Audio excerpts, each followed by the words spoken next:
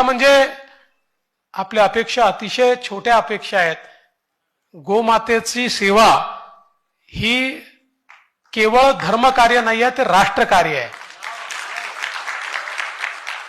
आमच्या पूर्वजांनी आम्हाला गोमातेची सेवा करायला याकरता शिकवलं आणि गोमातेमध्ये आई आम्हाला दाखवली, गोमातेमध्ये आमची शक्ती आम्हाला दाखवली, आमची देवी आम्हाला दाखवली. कारण आज आपण पाहतो आहोत की ज्या प्रकारे आमच्या शेतीमध्ये आम्हाला पर्यावरणाच्या बदलामुळे अडचणी तयार झालेल्या आहेत, ज्या प्रकारे आमच्या शेतकऱ्यांवर आत्महत्येची पाळी येते आहे, याचं एकमेव कारण आहे की आम्ही गोमातेला विसरलो. हळूहळू गोधन आमचं कमी झालं.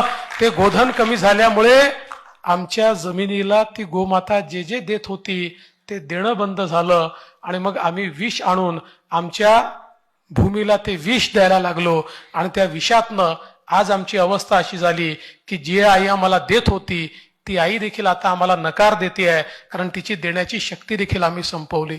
आणि म्हणूनच गोमातेची सेवा म्हणजे आपल्या भूमीची सेवा आहे, आपल्या भारताची सेवा आहे, आपल्या शेतकऱ्याची सेवा आहे.